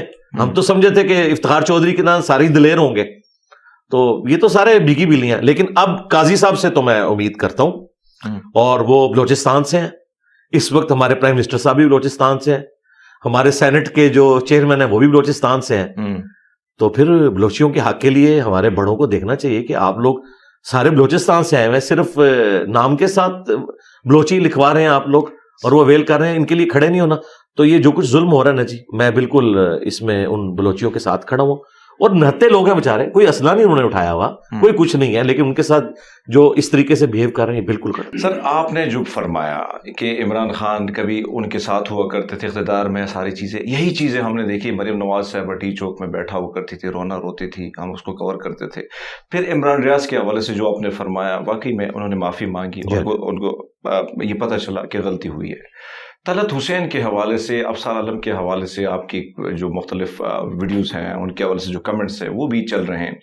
آپ نے فرمایا کہ وہ بڑے کریڈیبل جرنلسٹ ہیں. اگر ہم ان کے حوالے سے بات کریں تو کہیں نہ کہیں آپ کو نظر نہیں آتا کہ کسی کی بیگم کو, کسی خاتون کو جب ان کا نام ہو اور کسی اور نام سے اس کو پکارا جائے تو طلعت حسین کی جتنی ویڈیو ہم نکالتے ہیں وہ عمران خان کی جو زوجہ ہے اس کو سیدھا پنکی پیرنی اس قسم کے جو ہے الفاظ سے کا چناؤ وہ کرتے ہیں. کیا یہ درست ہے سر؟ یہ نام پہلے چلتا تھا, میں نے بھی ایک دو ویڈیوز میں یوز کیا, بعد مجھے پتا چلا وہ اس چیز کو برا بناتی ہے, پھر میں نے کبھی دوبارہ استعمال نہیں کیا. حالانکہ مجھے بنیادی طور پہ ان کے عقائد سے اختلاف ہے, اور میں سمجھتا ہوں کہ خان صاحب جو ہر تقریر سے پہلے ایاک نعبد و ایاک نستعین پڑھتے, تو میں نہیں تھا ایکسپیکٹ کر رہا کہ وہ اپنی وائف کی وجہ سے قبر پہ جا کے جھک جائیں گے. میں تو بڑا دکھی ہوا تھا, اسی وائف کی وجہ سے ہوا. تو اس وقت میں نے آنٹی پنکی لفظ استعمال کیا تھا, پنکی پیرنی نہیں, آنٹی. اب ظاہر آنٹی تو ایک ریسپیکٹیبل ورڈ ہے, ظاہر مجھ سے کم از کم وہ 12-13 سال تو عمر میں بڑی ہیں. تو اس کے بعد مجھے پتا چلا کہ پنکی لفظ سے بھی ان کو کوئی مسئلہ ہے, لیکن ویسے ان کے خاندان میں یہ لفظ یوز ہوتا ہے. پھر میں نے وہ بھی یوز نہیں کیا. پھر میں نے یہی کہا کہ خان صاحب کی جو وائف ہے تو خاتون اول یا اس طرح کا. باقی یہ جو آپ نے بات کی تو اس طرح کے الفاظ بالکل یوز نہیں کرنے چاہیے. جہاں تک طلعت حسین اور ابصار عالم کا مسئلہ ہے تو میں سمجھتا ہوں کہ یہ دونوں صحافی مسنگ پرسن کے حوالے سے تو ہمیشہ ان کا سٹانس وہی رہا ہے جو ہمارا ہے, یا آج کل PTI والوں کا وہ رہا ہے, اس میں تو کوئی شک نہیں ہے. اور اینٹی اسٹیبلشمنٹ بیانیے کی بھی بات کریں تو مجھے بتائیں ابصار عالم کو اب کیا باقی صحافی بتائیں گے کہ اینٹی اسٹیبلشمنٹ بیانیہ کیا ہوتا ہے, جو ڈائریکٹ ڈسا ہوا ہے فیض حمید صاحب کا, جس کا بیٹا پوری زندگی کے لیے ایک ذہنی مریض بن گیا باجوہ صاحب کی وجہ سے. ہم ان کو درس دیں گے؟ میرا خیال ہے انہوں نے پریکٹیکلی ثابت کیا ہے کہ وہ کھڑے ہوئے ہیں. باقی پولیٹیکلی کسی جماعت کے ساتھ ایفیلیشن ہونا کسی کی, یا اس کی طرف جھکاؤ ہونا, وہ تو تمام صحافیوں کا کہیں نہ کہیں ہوتا ہے, اس میں کوئی شک نہیں. مسئلہ اس وقت ہے کہ جب کوئی غلط کام وہ جماعت کرے اور آپ اس کے اوپر پردہ ڈالیں, یہ کام نہیں ہونا چاہیے. میں نے ان دونوں سے میری ڈائریکٹ تو ملاقات کوئی نہیں ہے, میں تو ظاہر ویلاگز ہی دیکھتا ہوں. جہاں پہ کوئی غلط چیز ہوتی ہے میں اس کو ہائی لائٹ کر دیتا ہوں نیچے کامنٹس میں جا کے کہ یہ بات آپ نے غلط کی ہے, یہ بات آپ نے ٹھیک کی ہے, یہ آپ کو نہیں کرنی چاہیے تھی. تو وہ ہم وقتاً فوقتاً ہائی لائٹ کر دیتے ہیں. باقی میری ڈائریکٹ ملاقات تو کسی جیسا اگر ہم دیکھیں مختلف سیاستدانوں کی بات کی جائے, اگر ان کے کریکٹر پر بات کی جائے, ماضی پر بات کی جائے, اگر ہم عمران خان کی بات کریں وہ خود بھی ایکسیپٹ کرتے ہیں کہ کئی نوجوانی میں وہ پلے بوائے تھے, وہ ایکسیپٹ کرتے ہیں. لیکن ابھی اگر ہم دیکھیں ان کا رجحان, پھر آپ کی ایک ویڈیو اس حوالے سے بھی گردش کرتے ہو, پھر آپ تنقید کا نشانہ بھی بنے. کیا ویڈیوز ہے مجھے بتائیں, میں نے ذاتی پلے بوائے کے حوالے سے میں نے تو یہ لفظ کبھی یوز ہی نہیں کیا, یہ میں نے ان کے لیے کبھی نہیں یوز کیا. بالکل. تو پھر یہ PTI کی جو نوجوان ہے سوشل میڈیا میں نے ذاتیات کے اوپر کیوں اٹیک کرنا ہے جی سیدھی سی بات. اسی کے ساتھ ایڈ کیجیے گا, کیا یہ درست ہے اگر ماضی سے, کیونکہ اگر ہم اسلام کی بات کر لیتے, کیونکہ اس وقت ملک مسلمانوں کی بہت بڑی تعداد ہے, ماننے والے بہت ہیں, تو اسلام میں بھی یہی ہے کہ ماضی میں جو کچھ آپ کا کریکٹر رہا ہو, اگر آپ جو کچھ ہیں اسی چیز کو فالو کریں. اس چیز کو آپ کیسے؟ میں تو کہتا ہوں ابھی بھی اگر ان کے کریکٹر میں کوئی جھول ہے نا تو وہ ان کا اور اللہ کا معاملہ ہے. ہم کسی کی ذاتی زندگی کے اندر کوئی دخل نہیں دیتے. ذاتی اگر آپ زندگی میں جائیں گے اور اس طریقے سے घुसने की कोशिश करेंगे, किसी की वीडियोस को लीक करेंगे, तो कुरान ने तो कहा है कि आपने किसी के बारे में बदगुमानी नहीं करनी, तजस्सुस नहीं करना, किसी के छुपे हुए राज को यूं नहीं निकालना। लेकिन अब बात यह कि जो लोग इस किस्म की बातें कर रहे हैं और वो कह रहे हैं कि जी खान साहब की जोजा के साथ ये कुछ सहाफियों ने किया, खान साहब कंटेनर पे मरीम नवाज को खुद क्या कहते रहे, देखिए ना, जुबान तो भाई तुम मेरा नाम ना इतनी दफा लिया करो वरना ये हो जाएगा। अब बात यह है कि ये सब कुछ सारी तरफ से होता रहा ना। असल मसला है कि आप किसी एक को सिंगल आउट तो कर नहीं सकते जी। हम कहते हैं कि ये भी गलत है और जो कुछ वो कर रहे हैं वो भी गलत है। किसी उसूल के ऊपर खड़े हो ना, एक उसूल के ऊपर तय कर लें कि भाई पॉलिटिक्स में फौज का किरदार नहीं होना चाहिए। फिर ये नहीं है कि खान साहब को लाने के लिए होना चाहिए, नवाज शरीफ को लाने के लिए नहीं होना चाहिए, दोनों के लिए नहीं होना चाहिए। ये तो नहीं, मैं आपको भी बताऊं, अभी खान साहब जब एक तरफ ये कह रहे थे कि जी आइन की हुक्मरानी, फिर साथ साथ क्यों कह रहे थे मेरी आर्मी चीफ से मुलाकात कराओ, मैंने उससे मिलना है। अपने जमाने में तो कहते थे कि अपोजिशन के बंदे का क्या काम है, वो तो प्राइम मिनिस्टर को रिपोर्टिंग होता है। अब हम कौन सी बात सही माने? मेरे ख्याल है खान साहब को नहीं मिलना चाहिए, उनका कोई काम नहीं कि आर्मी चीफ से मुलाकात करें। इदारों को आजाद होना चाहिए, मिलेंगे फिर उनको कहेंगे आपको एक्सटेंशन दूं। यहां में कह रहे थे बाजवा साहब ने किया, उधर बाजवा साहब कह रहे थे मैं फिर एक्सटेंशन दे देता हूं। तो मैं अपने लीडर्स के बारे में, इनको मैं पहले तो मजहबी पेशवा नहीं मानता, ये पॉलिटिकल लीडर्स हैं और ये पॉलिटिक्स भी एक पाकिस्तान की पॉलिटिक्स, वरना तो सहाफत तो और पॉलिटिक्स जो है ये तो नबियों वाला काम है, आप सच्चाई के लिए खड़े होते हैं। तो लेकिन ये लोग इस तरह नहीं करते, ये कहते हैं आप हमें ले आए फिर इंशाल्लाह सब कुछ ठीक है। अगर हम देखें, जब आप मकबूल होते हैं, फैन फॉलोइंग बढ़ जाती है, माशाल्लाह आपको बहुत सारे लोग सुनते हैं, ओवरसीज भी सुनते हैं, पाकिस्तानी भी सुनते हैं, और मैं तो ये बात ऑन स्क्रीन कह रहा हूँ कि मैं भी आपको सुनता रहता हूँ। बहुत सारे ऐसे लोग हैं जो सिख कम्युनिटी से, हिंदू कम्युनिटी से आपको सुनते रहते हैं। जब आप मकबूल हो जाते हैं, कहीं ना कहीं दिल करता है कि सियासत की तरफ आएँ। इंजीनियर साहब, अगर आप सियासत की तरफ आएंगे तो मंशूर क्या होगा, नारा क्या होगा, ऐसा कोई रखते हैं ख्वाहिश सर की? मुझे कभी वसवसा भी नहीं आया कि मैंने ये काम करना। अच्छा जी। उसकी वजह यह कि मैं यूरोप और अमेरिका में तो नहीं बैठा हुआ, मैं बैठा हूँ पाकिस्तान में, और मैं इतनी बड़ी काज के लिए काम कर रहा हूँ। और पाकिस्तान में एक तबका इतना स्ट्रांग है जो हुकूमतें गिराता है, नए प्राइम मिनिस्टर लेके आता है कि वो आपके साथ कुछ भी कर सकता है, झूठे इल्जाम लगा के भी, स्कैंडल्स बना के भी। तो मैं तो दीन की लेगेसी लेके चल रहा हूं, तो मैं ये अफोर्ड ही नहीं कर सकता कि मैं अपने मिशन से एक हट के उड़ता तीर जो है वो बगल में ले लूं और एक खामखा एक नई कंट्रोवर्सीज क्रिएट करना शुरू कर दूं। मैं अभी कुछ नहीं करता तो इतना कुछ हो जाता है। फिर अल्लाह का शुक्र है, मैं चूंकि जिंदा हूं, मैं उसे रिबटल करता हूं। हर एक चीज फिर कुछ अरसे में एड्रेस हो जाती है। अल्टीमेटली जो हमारा स्टांस है वही ठीक निकलता है, हमारी ऊपर जो इल्जाम लगे होते हैं खुद ब खुद वक्त के साथ खत्म हो जाते हैं। लेकिन अगर मैंने ये काम शुरू कर दिया तो आप याद रखिएगा कि पाकिस्तान में जो अशराफिया हुकूमतें गिराता है और लाता है, वो कभी भी किसी शख्स को इस लेवल पे पॉपुलर नहीं होने देते कि हुकूमत में वो कोई दखल थे। खान साहब जब अमेरिका से वो तकरीर करके वापस आए थे, जिस तरीके से खान साहब का इस्तकबाल हुआ था ना एयरपोर्ट पे, बिल्कुल, तो मैं अपने भाइयों से कह रहा था खान साहब का आज से डाउनफॉल शुरू हो गया, उनके कान खड़े हो जाएंगे। वो कभी भी नहीं पसंद करते कि कोई बंदा इतना पॉपुलर हो जाए कि कल को हमारे लिए मुसीबत बन जाए। ये इतना बड़ा उसने इत्तेफाक है कि पाकिस्तान की हिस्ट्री के सारे प्राइम मिनिस्टर ही गलत है, किसी को भी आप टाइम पूरा नहीं करना देते। इतनी हैरानकुन बात है। बिल्कुल। तो और दूसरा तबका हमेशा अपने आप को ठीक समझता है, 100% ऐसा ही हो रहा है। याद नहीं, आप जितनी दफा वो लूडो का फेंकते हैं दाना, तो हमारे पॉलिटिकल लीडर्स के केस में हमेशा सिफर ही आता है और आपका छक्का ही लगता है हमेशा। इसका मतलब है कि मामला कुछ खराब है। तो मैं नहीं समझता कि मैं इतने मुतबरक काम में एक खामखा एक टांग अड़ा लूं, इस काम में भी और इस काम से भी जाता रहूं। हाँ, ये जरूर है कि सच्चाई के लिए खड़े होंगे, अपने बड़ों को समझाते रहेंगे। जब कभी भी कोई मसले आते हैं, अब ये पीटीआई के लोगों का मसला था और ये पिछले दिनों जो छोटे बच्चे से एक्सीडेंट हो गया, उसकी वजह से हमारे जो छोटे बच्चों के ऊपर FIRs कट रही थी, मैंने उसके ऊपर आवाज उठाई। इवन IG साहब को वीडियो भी भेजी, उन्होंने देखी भी, पसंद भी किया। उनका इंशाल्लाह हम इस मामले को बेहतरी की तरफ लेके जाएंगे। अब शुक्र है FIRs तो नहीं कट रही। और इसी तरीके से आर्मी चीफ के सामने भी हम अपने मामलात को रखते रहते हैं, वीडियोस की शक्ल में उन तक पहुंचती हैं। ISPR के अंदर बकायदा हमारे कई स्टूडेंट्स बैठे हुए हैं, बकायदा सेल्स के अंदर मेरी वीडियोस एक मैं तो तस्वीर भी लगा देता हूँ ना, ताकि रिस्पेक्टिव बंदे तक वो मैसेज पहुंच जाए। वो एक चीज पहुंचती है ऊपर तक। मैं यही कर सकता हूँ ना, अपनी जुबान से हक बात को बयान करूंगा। बाकी जब मैं सिस्टम का हिस्सा बनूंगा ना, मैंने तो कोई मजहबी जमात भी नहीं अडॉप्ट की, इस वजह से कि फिर मजहबी जमात एक कल्ट बनती है और उसके बड़े की गलत बातों का भी आपको दिफा करना पड़ जाता है। मैं ये रिस्क ले नहीं सकता। मैं तो अपनी कोई गलती हो ना, اس کے اوپر میں سرنڈر کر دیتا ہوں کہ یار یہ مجھ سے مس ہینڈلنگ ہو گئی, مجھے یہ بات نہیں کرنی چاہیے تھی. تو اب مجھے کچھ بھائیوں نے ویڈیوز کے نیچے آ کے کامنٹس کیے, کرسچنز نے, کہ آپ ہمیں عیسائی کیوں کہتے ہیں, ہم تو عیسائی نہیں ہیں.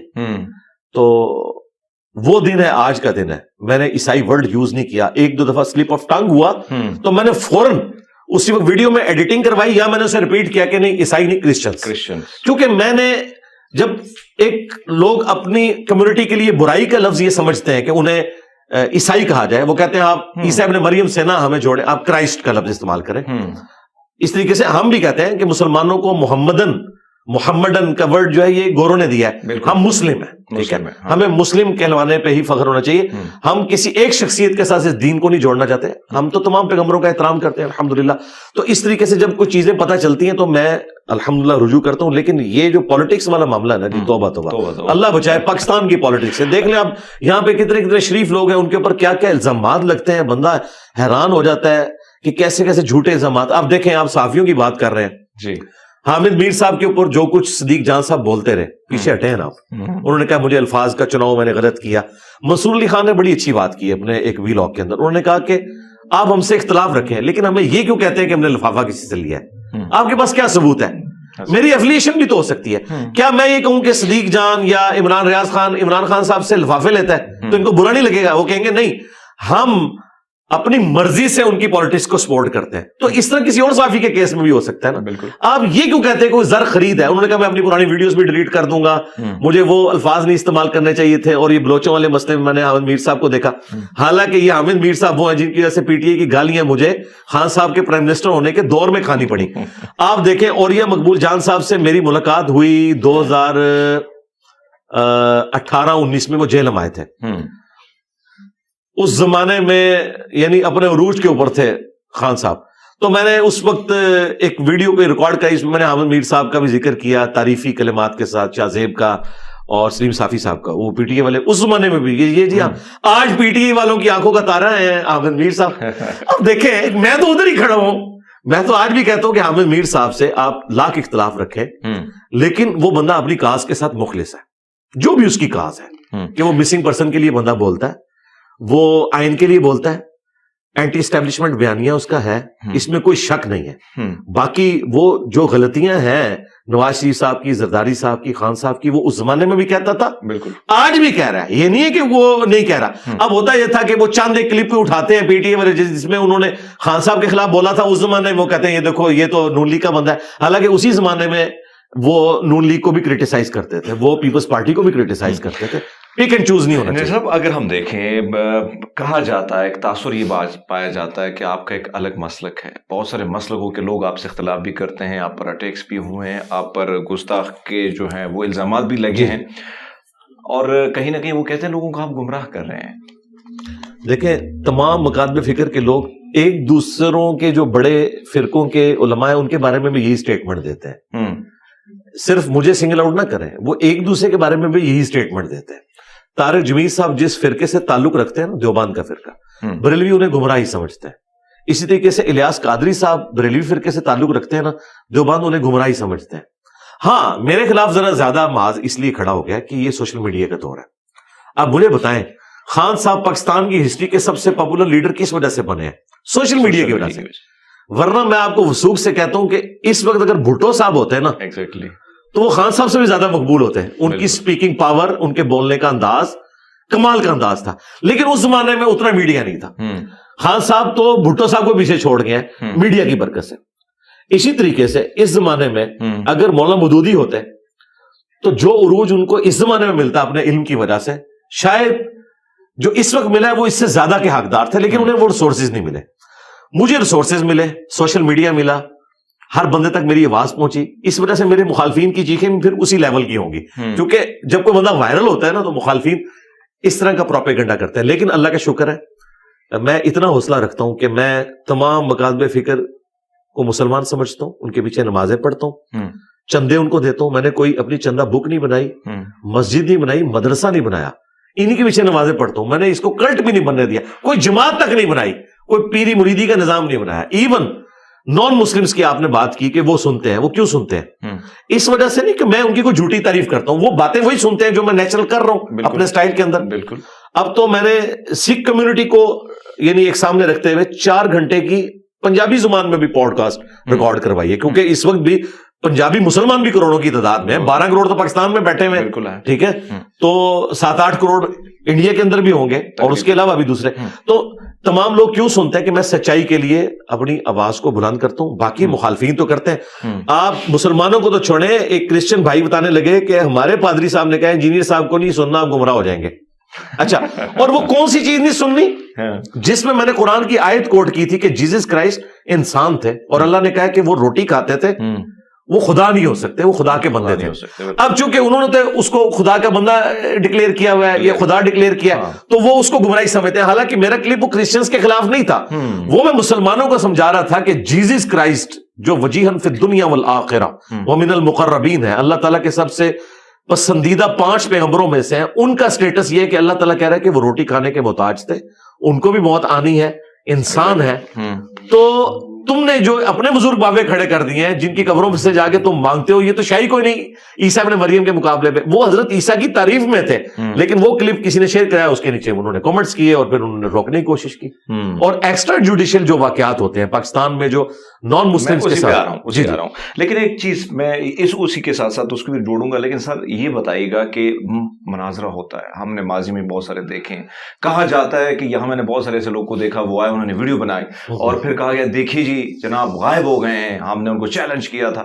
یہ چیلنج سے آپ کیوں غائب ہو جاتے ہیں, اس کی کیا وجوہات ہوتی ہے؟ مجھے بتائیں اس طرح کیسے ہوتا ہے کہ آپ کسی کی مرضی کے بغیر اسے چیلنج کر کے اس کے گھر پہنچ جائیں, اس طرح تو نہیں ہوتا. میرا جو چیلنج ہوتا ہے نا وہ ویڈیو میں ہوتا ہے کہ جس طرح کوئی ایک صحافی کہتا ہے کہ میرے فیکٹس اور فگرز کو کوئی چیلنج کرے, یہ میرے فیکٹس اور فگرز ہیں, میں یہ بات رکھ رہا ہوں, تو اس کو ریبٹل کرتے ہیں دوسرا صحافی اس کے اوپر ویلاگ بناتا ہے. یہ تو نہیں ہوتا کہ وہ 5-6 دوست لے کے تو اس کے گھر پہنچ جاتا ہے کہ جی میں تیرا چیلنج قبول کرتا ہوں, ایسے تو نہیں ہوتا. تو میری ویڈیوز میں بھی کبھی ایسا نہیں ہوا کہ میں نے کسی کو یہ کہا کہ آپ یہاں پہ آ جائیں اور میرے سامنے بیٹھ کے بات کریں. میں کہتا ہوں میں نے ویڈیوز میں رکھا ہے, ظاہر ہے ہمارا تو سارا آن لائن کام ہے نا, یہاں تو کوئی مدرسہ نہیں, کوئی مسجد نہیں, میں کہیں بیٹھتا نہیں ہوں اس طریقے سے کہ لوگ آ کے مجھ سے اس طریقے سے ڈیبیٹ کریں. ہاں کوشچنز پوچھنے کے لیے آ سکتے ہیں, وہ تو اتوار والے دن سینکڑوں لوگ آتے ہیں, وہ آئیں. تو یہ میں نے کوئی اس قسم کا چیلنج نہیں دیا کہ مجھ سے آ کے مناظرہ کریں. اور دیکھیں جس فرقے کے وہ مولانا صاحب آئے تھے ان کے سب سے بڑے مفتی منیب الرحمان صاحب ہیں, جو 20 سال تک رویت ہلال کمیٹی کے چیئرمین رہے ہیں. انہوں نے باقاعدہ پھر ویڈیو ریکارڈ کروائی ہے اسی ٹاپک کے اوپر. وہ کسی مدرسے میں بائی چانس گئے ہوئے تھے, وہاں انہوں نے کہا کہ وہ ایک مولانا صاحب ہیں, وہ اکیلے گئے ہیں, اکیلے فاتح بھی ہو گئے ہیں. اس طریقے سے مناظرے ہوتے ہیں, اس میں موضوع طے ہوتا ہے, شرائط طے ہوتی ہیں, پھر دونوں پارٹیاں ایگری بھی کرتی ہیں. تو اس طریقے سے مناظروں کا کوئی فائدہ نہیں. اگر ہیلدی ڈیبیٹ ہو نا اس کے میں حق میں ہوں, لیکن پاکستان میں وہ ممکن نہیں ہے. یہاں جو جذباتی رویے ہیں, آپ امریکہ میں اور یورپ میں دیکھیں, وہاں پہ نان مسلمز اور مسلمز کی بھی جو ڈیبیٹس ہوتی ہیں اکٹھے بیٹھے ہوتے ہیں. یہاں آپ سوچ سکتے ہیں اکٹھا بیٹھے نہیں, وہ تو مطلب تقریر پوری نہیں ہوگی, ایک دوسرے کو مار کے اٹھے گا. آپ کو پتا ہے پاکستان کی ضرورت ہے. ایک اور چیز سر ایڈ کیجیے گا, اگر ہم دیکھیں جو صورتحال گستاخی کے حوالے سے اگر ہم دیکھیں, بہت سارے سکھ میں نے دیکھے, بہت سارے ہندو, بہت سارے کرسچن جن پر الزامات لگے, کہیں نہ کہیں بعد میں وہ جھوٹے بھی ثابت ہوئے, لیکن وہ اپنی جان سے گئے. اس کو آپ کیسے دیکھتے ہیں؟ اور اسی کے ساتھ ساتھ جوڑ لیجیے گا سر, ہم نے دیکھا چرچوں پر حملے ہوئے, کرسچن کی بڑی بڑی بستیاں جو ہیں ان کو جلا دیا گیا. اسی طرح اگر ہم دیکھیں ہندوؤں کی کم سن معصوم بچیوں کو جو ہے اٹھوا کر اغوا کر کے وہ پھر آتی ہیں ان کی ویڈیو کی, انہوں نے اسلام قبول کیا. یہی چیز, یہی روایت اگر ہم ہندوستان میں کسی مسلمان معصوم بچی کے ساتھ ہوتا ہے, تب یہاں پہ فتوے بھی لگتے ہیں, لوگ غصے میں بھی, ریلیاں بھی نکلتے تھے. لیکن ان بچوں کو یہ جو مائنورٹی جو لفظ یا اقلیت کا جو لفظ استعمال جو نہیں ہونا چاہیے تھا, یہ جو غیر مسلم ہے, ان کے پاس تو آپشن تھا, لیکن اس سرزمین کو انہوں نے چنا. پھر ان کے لیے کیوں یہ لوگ کھڑے نہیں ہوتے اپنے بچے سمجھ کر؟ کیٹاگوریکلی میں آپ کی جتنی بھی یعنی یہ باتیں ہیں ان کے ساتھ ایگری کرتا ہوں کہ یہ سب کچھ ظلم پہ ہو رہا ہے. اور اس صورتحال کے اندر میں ان تمام معاملات میں سیکولرز کے ساتھ کھڑا ہوں. میں اسلامک سیکولرزم میں بلیو کرتا ہوں, جس میں تمام باقی مذہب کے لوگوں کو بھی گیون سرکمسٹانسز کے اندر آزادی ہے. آپ دیکھیں اللہ تعالیٰ نے قرآن حکیم میں فرمایا سورۃ المائدہ کی آیت نمبر 32 میں کہ جس نے ایک جان کو ناحق قتل کیا سوائے 2 ایکسیپشنز کے, یا قتل کے بدلے قتل ہو رہا ہوگا وہ بھی جوڈیشری کے تھرو, یا فساد فی الارض کرنے والے لوگ, وہ بھی جوڈیشری کے تھرو. یہ 2 استثناء ہیں. ان کے سوا اگر کسی نے ایک جان کو بھی ناحق قتل کیا، مسلمان یا نان مسلم کی بات نہیں ہو رہی، ایک جان کو بھی، گویا اس نے پوری انسانیت کا قتل کیا. اور جس نے ایک جان کو بچایا گویا اس نے پوری انسانیت کو بچا لیا. یہ تو ہے یونیورسل ٹروتھ سورۃ المائدہ سورت نمبر 5 کی آیت نمبر 32 کے اندر. پھر صحیح بخاری میں حدیث ہے کہ جو کوئی نان مسلم کسی مسلم کنٹری میں ٹیکس پے کر کے رہ رہا تھا اور اسے کسی مسلمان نے ناحق قتل کر دیا تو وہ جنت کی خوشبو بھی نہیں پائے گا، حالانکہ جنت کی خوشبو 40 سال کی مسافت سے آ رہی ہوگی. اور یہ کوئی کمزور حدیث نہیں ہے، بخاری شریف کی حدیث ہے کہ نبی علیہ السلام نے فرمایا کہ غیر مسلم کو ناحق قتل کرنے والا ٹیکس پیئر کو، جس کا ذمہ ریاست نے اٹھایا ہوا تھا، کوئی قتل کرے گا تو وہ جنت میں تو جانا دور کی بات، خوشبو بھی نہیں پائے گا. اب یہ وہ تعلیمات ہیں جو موجود ہیں. باقی اگر اس طرح کے تمام مسئلوں کو آپ ڈیپ ڈیگ کریں تو پھر وہی فیکٹر آئے گا جو ہماری پولیٹیکل کمزوری ہیں. یہاں پہ اسٹیبلشمنٹ اپنے مقاصد کے لیے مذہبی جماعتوں کو یوز کرتی ہے، پھر وہ ان کا کام بھی کرتے ہیں اور اپنی مرضی کا کام بھی کرتے ہیں. پھر وہ صرف ان کے بلانے کے اوپر دھرنا دینے نہیں آتے، جب ان کو اپنے دھرنوں کی ضرورت ہوتی ہے وہ بن بلائے مہمان بن کے آ جاتے ہیں. ٹھیک ہے، بالکل خان صاحب کے دور میں آ گئے نا. یہ لوگ سمجھے تھے کہ 2017 میں ہم نے بلایا تو آپ اگلی دفعہ بھی ہماری مرضی سے آئے گے، نہیں، وہ تو اپنی مرضی سے آ جاتے ہیں، وہ آگے. تو یہ والے سارے معاملات ہوتے ہیں جس کو ہم کنڈیم کرتے ہیں. علماء بھی کبھی اس طرح کی جبری شادیوں کو انڈورس نہیں کرتے. اس طرح کا تو دین ہے ہی نہیں ہے. قرآن میں واضح ہے لا اکراہ فی الدین قد تبین الرشد من الغی. دین گن پوائنٹ پہ آپ کسی کو قبول نہیں کروا سکتے. دین میں کوئی جبر نہیں ہے. اللہ تعالیٰ نے ہدایت کو گمراہی سے الگ کر دیا ہے. جس کی مرضی ہے وہ راستہ اختیار کرے. دعوت دے سکتے ہیں. دعوت میں تو میں اتنی فریڈم رکھتا ہوں کہ میں مسلمانوں میں بھی تمام مکاتب فکر کے لوگ، ایون نان مسلمز کو بھی میں سمجھتا ہوں کہ اگر وہ اپنی بات رکھنا چاہتے ہیں تو رکھے. آزادی ہونی چاہیے، ہر کوئی اپنی بات سامنے رکھے. کیا مسلمان یورپ اور امریکہ میں دعوت نہیں دے رہے ان کو؟ ان کے چرچز کے باہر سٹالز مسلمانوں نے لگائے ہوتے ہیں. یورپ اور امریکہ میں کبھی نہیں انہوں نے روکا. میں سمجھتا ہوں کہ اگر ہم سمجھتے ہیں کہ یہ ایکسیپٹنس جو وہ ان میں ہے غیر مسلموں میں، آپ نہیں سمجھتے کہ مسلمانوں میں بالکل ہونی چاہیے. میں تو اس کے اوپر عامل ہوں. میرے خلاف جن لوگوں نے کفر کے فتوے نکالے نا، انہوں نے آگے نیچے بروشرز تقسیم کیے. میں نے خود دعوت دی کہ آپ تقسیم کریں. میں کانفیڈنٹ ہوں کہ آپ کے اس پروپیگنڈے سے مجھے تو فرق نہیں پڑے گا. اگر میں سچائی کے لیے کھڑا ہوں تو میں علمی طور پہ آپ کا مقابلہ کروں گا. ہاں، ولگر لینگویج نہیں ہونی چاہیے. جہاں یہ توہین مذہب والا مسئلہ لگتا ہے نا، وہاں پہ بعض اوقات ولگر لینگویج کوئی ایسی یوز ہوتی ہے، گالی گلوچ والا معاملہ، وہ ایکسٹراپولیٹ ہو کے اتنا بڑا بن جاتا ہے. اور بعض اوقات لوگ ذاتی مقاصد کی خاطر، جس طرح اسلام آباد میں کئی سال پہلے کی بات ہے کہ ایک چھوٹی بچی جو کوڑا کرکٹ کے ڈھیر سے وہ اٹھا رہی تھی اور وہ جان بوجھ کے، وہ سپارہ بھی نہیں تھا، وہ ایک قاعدے کے کچھ صفحے وہاں گرا دیے تھے. وہ بعد میں مؤذن نے بتایا کہ یہ تو ہم نے ان کو یہاں سے جان چھڑانے کے لیے کیا. پاکستان میں اس وقت جو توہین مذہب والا ایشو ہے یہ اتنا خطرناک ہے. میں تو بھگت رہا ہوں نا خود. میں تو ہمیشہ سے اس حوالے سے کہتا ہوں کہ یہ توہین مذہب والا جو معاملہ ہے، اس کی ڈیفینیشن پہلے آپ واضح کریں کہ کیا ہے توہین مذہب. آپ کس کو سمجھتے ہیں؟ ہر بندے کی ڈیفینیشن ہی ڈفرینٹ ہے. ایک کا وہ عقیدہ ہے، مسلمانوں میں بھی، یعنی مسلمانوں میں جو اہل تشیع ہے کچھ چیزیں ان کے عقیدے کا حصہ ہیں، دوسروں کے نزدیک وہ توہین مذہب ہے. تو یہ توہین مذہب آپ اس کو کیسے ڈکلیئر کر سکتے ہیں؟ توہین مذہب تو وہ ہوگی کہ جو مسلمانوں کی ایگریڈ اپان جو عقائد ہے ان میں وہ توہین مذہب مانی جاتی ہو. مقدسات کا احترام کرنا وہ اپنی جگہ ہے، لیکن جس عقیدے کو ایک فرقہ مانے ہوئے ہے دوسرا اسے توہین مذہب ہی سمجھتا ہے، یہ والے معاملات تو نہیں. پھر نان مسلمز کے کیس میں بھی آپ دیکھنے کی ضرورت ہے. ہمارے نزدیک تو جو جیزس کرائسٹ کو خدا کا بیٹا کہتا ہے یعنی کہ کیتھولک، اور جو اس کو خدا سمجھتے ہیں یعنی کہ پروٹیسٹنٹ، ہمارے نزدیک تو وہ بھی توہین مذہب کے مرتکب ہو رہے ہیں. وہ جیزس کرائسٹ کی بھی توہین کر رہے ہیں، اللہ کی بھی. تو کیا آپ ان کو کاٹ دیں گے؟ نہیں، ہم علمی طریقے سے اپنا موقف ان کے سامنے رکھیں گے، کیونکہ اس میں وہ گالی گلوچ تو نہیں کر رہے نا، شان میں غلوف کر رہے ہیں نا. ہاں، کوئی جیزس کرائسٹ کو گالی دیتا ہے، اب یہ سینسٹیو ایشو ہے. اس کے معاملے میں پھر دیکھنا چاہیے کہ وہ اس کا ذہنی توازن ٹھیک ہے یا نہیں ہے. جذبات میں آ کے دی تو ٹھیک ہے، معافی مانگ لے، لیکن آپ کی بات درست ہے کہ اگر عدالتیں چھوڑ بھی دیں، لوگ نہیں چھوڑتے. سر ایک اور چیز اگر ہم دیکھیں، میں جو میں نے پڑھا ہے, جو میں نے حضرت محمد صلی اللہ علیہ وسلم جی کی لائف جو پڑھی ہے, اس میں نے دیکھا کہ انہوں نے پریکٹیکلی سب کچھ دکھایا آپ لوگوں کو. اور کبھی دکھ کو ہم دیکھتے ہیں کسی, یعنی جس کو آپ کافر کہتے ہیں, کسی غیر مسلم کے گھر وہ جاتے ہیں تو کھانا بھی کھاتے ہیں, بیٹھتے ہیں, دکھ سکھ شیئر کرتے ہیں. یہ ساری چیزیں, میں ٹرکی مسلمانوں کے ساتھ رہا ہوں, دیگر مسلمانوں کے ساتھ رہا ہوں. خوشیاں آتی ہیں, ویساکھی آتی تھی, ہماری جلیبی بھی بانٹ کے کھائی جاتی, دیے بھی جلائے جاتے تھے ساتھ میں, کہیں نہ کہیں کرسمس کا کیک بھی عید کی آتی ہیں تو ہم بھی اسی طرح سیلیبریٹ کرتے ہیں. کیوں ایک خوف ہوتا ہے کہ جب میری عید آتی ہے مجھے ایون, یعنی آپ میرا سوشل میڈیا پہ دیکھیں, دیوالی ہوتی کوئی مبارکباد بھی بہت کم ہی لوگ آپ کو دیں گے, خوف میں مبتلا ہوتے ہیں کہ کہیں فتویٰ نہ آ جائے, کہیں نہ کہیں وہ سمجھتے ہیں کہ شاید ہم اپنے مذہب سے دور ہو جائیں گے. اس خوف کو کیسے آپ لوگ نہیں سمجھتے, آپ لوگوں کا فرض ہونا چاہیے اس چیز کو دور کریں؟ کیا ایسا ہے کہ مذہب سے دور ہو جائیں گے اگر ہمیں مبارکباد؟ دیکھیں, ہمیں جو ایک ریزرویشن ہے نا کسی بھی نان مسلم کی مذہبی ایکٹیویٹی کے ساتھ, کہ وہ کوئی شرکی ایکٹیویٹی نہ ہو, اس میں تو ہمارا دین ایک سینسٹیو ہے کہ ہم شرکی ایکٹیویٹی کو سپورٹ نہیں کریں گے جس میں خدا کے ساتھ کسی کو شریک ٹھہرایا جائے. بالکل. باقی جو اپنی رسومات ہیں اس میں اگر ایک دوسرے کو فیسیلیٹیٹ کیا جاتا ہے, مجھ سے لوگ پوچھتے ہیں کہ جی فلاں کرسچنز نے پروگرام کے لیے ہم سے دیگ بنوانی ہے اور ہم مسلمان ہیں, میں نے کہا بنا کے دیں, وہ تو ان کا اور ان کے رب کا معاملہ ہے. لیکن جو شرکی ایکٹیویٹیز ہیں ان میں ہم سپورٹ تو نہیں کریں گے. لیکن یہ آپ کی بات درست ہے کہ انڈیا, پاکستان, بنگلہ دیش اور افغانستان کو بھی آپ شامل کر لیں, یہ ایسے جذباتی لوگ ہیں.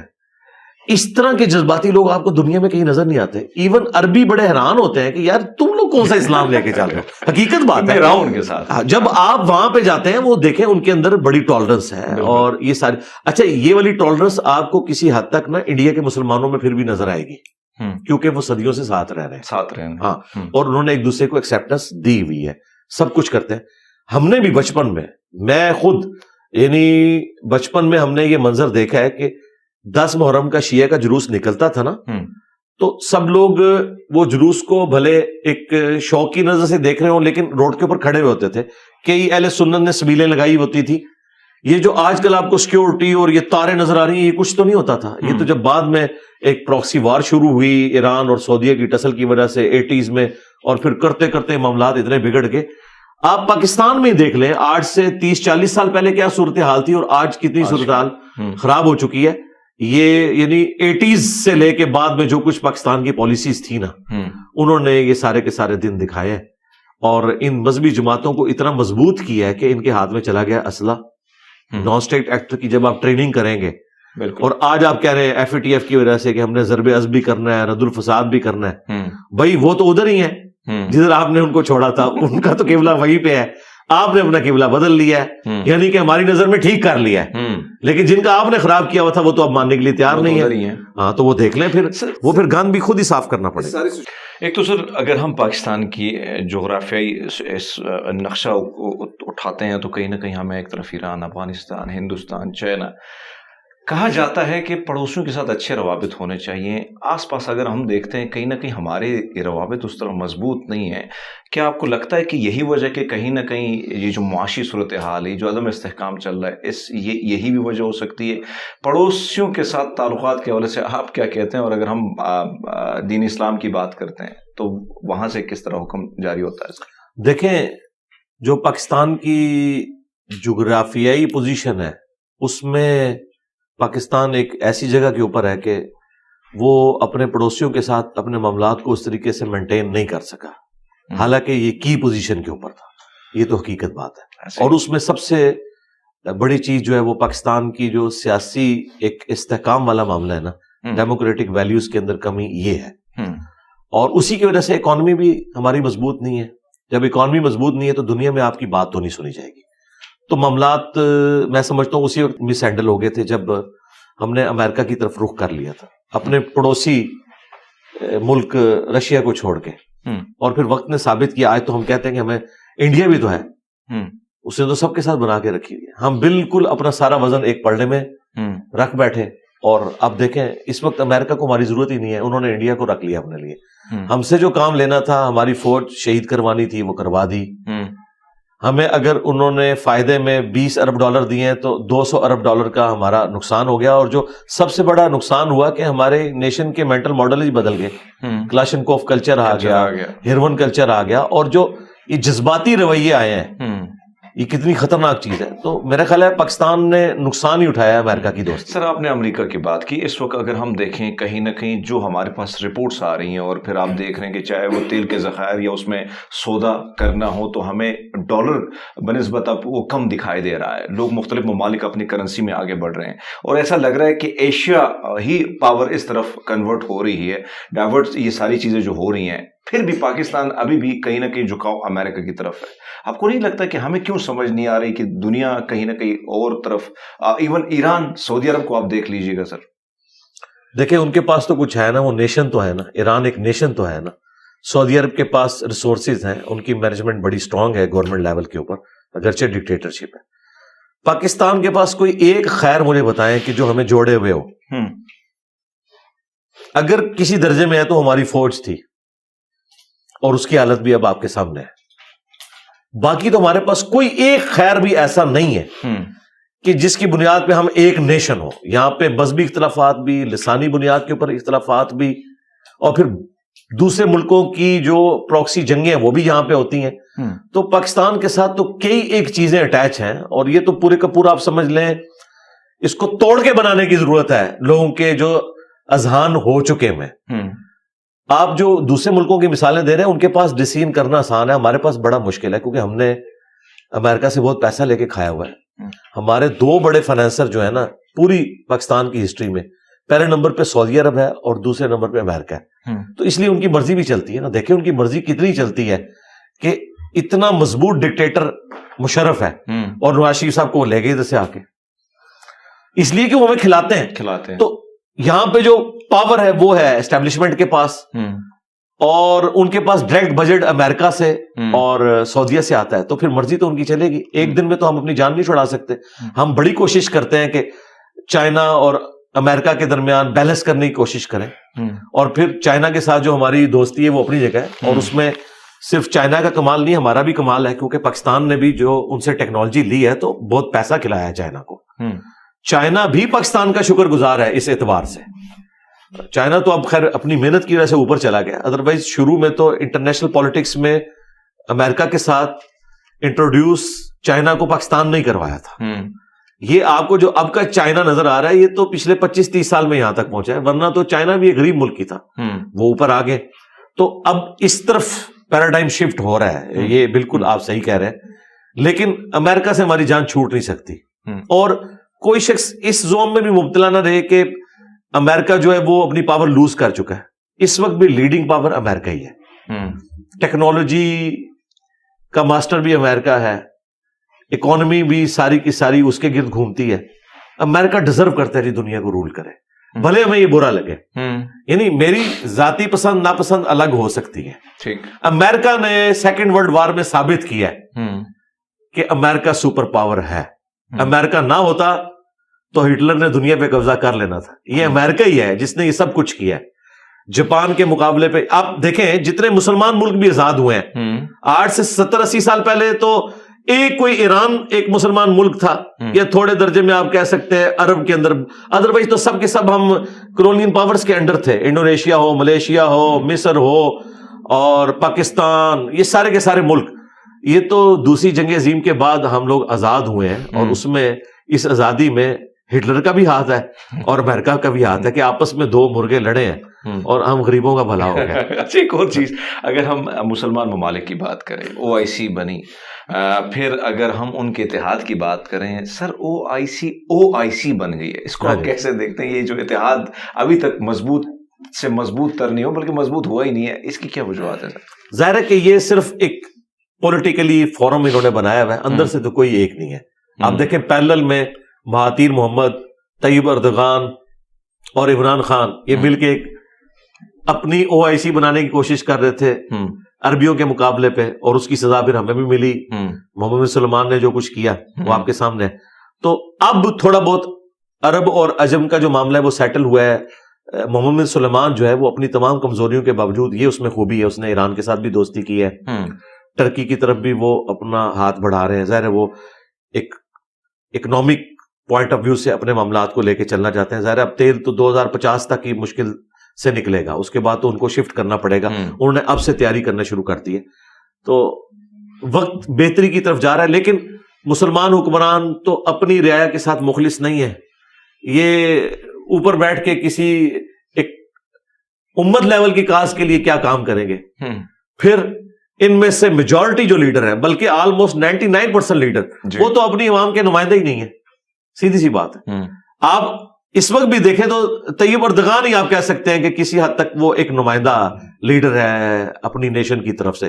اس لیے دیکھیں جب وہ آواز لگاتا ہے تو لوگ اس کے لیے نکلتے ہیں، باقی سب لوگ تو جبرن مسلط ہوئے ہیں. سیدھی سی بات.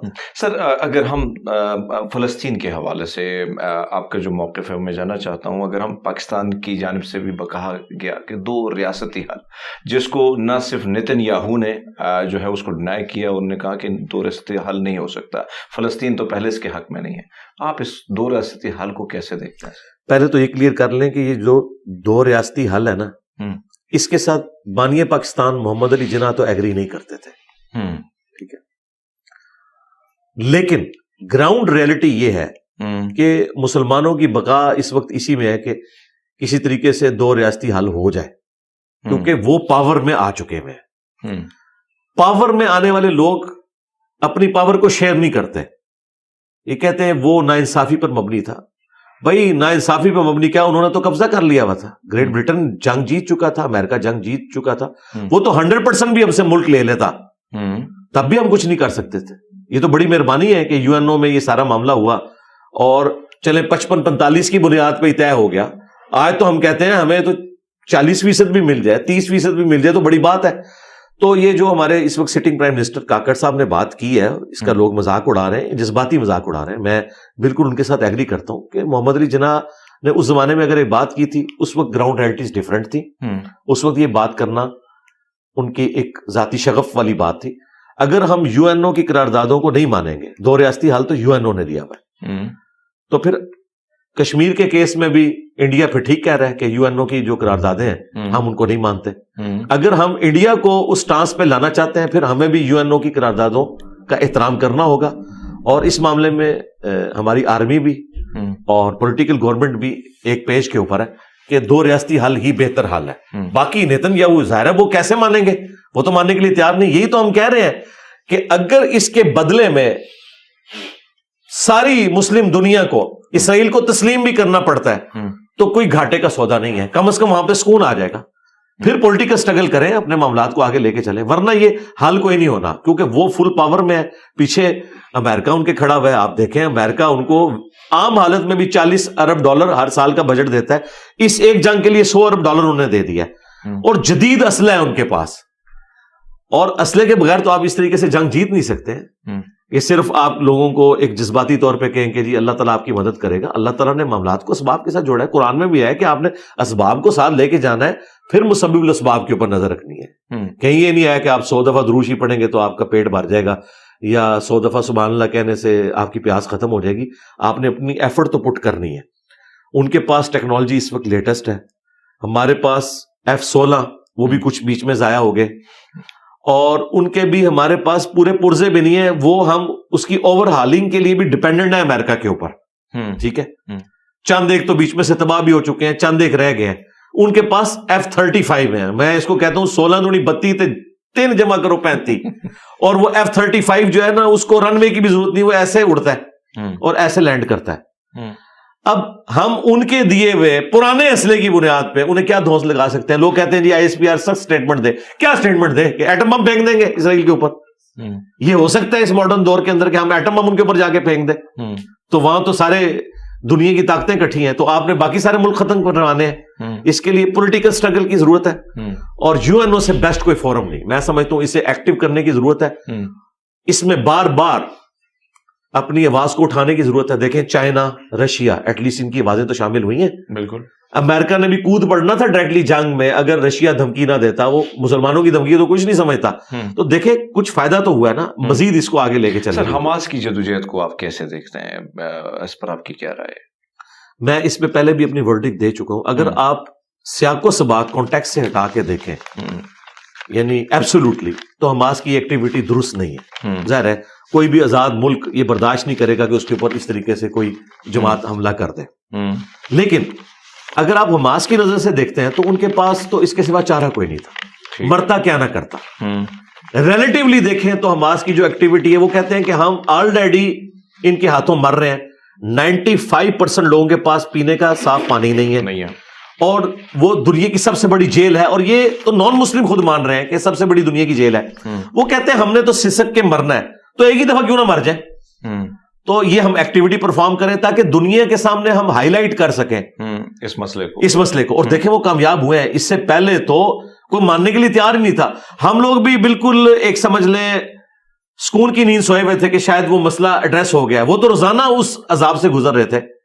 تو اس کے بعد آپ دیکھیں عربیوں کے اندر بھی تھوڑی بہت غیرت جاگی ہے. مصر جیسا ایک لبرل قسم کا حکمران ان کا, وہ بھی ان کے حق میں بیان دے رہا ہے. محمد سلیمان بھی, اس نے بھی کتنی یہ سب کچھ کیا. تو اوور آل حماس کے پاس کوئی چارہ نہیں تھا. لہٰذا جو لوگ حماس کی ایکٹیویٹی کے اوپر اس اعتبار سے کرٹیسزم کرتے ہیں کہ انہیں یہ نہیں کرنا چاہیے تھا, وہ بات ان کی اپنی جگہ درست ہے, لیکن ان کی نظر سے بھی آپ دیکھیں ان کے پاس کوئی اور چارہ نہیں تھا, اس لیے انہیں یہ سب کچھ کرنا پڑا. لیکن میں اس کے باوجود کہوں گا کہ دونوں طرف سے اگر سیولینز مرتے ہیں عام, تو اس میں حماس بھی مجرم ہے اور اسرائیل بھی مجرم ہے.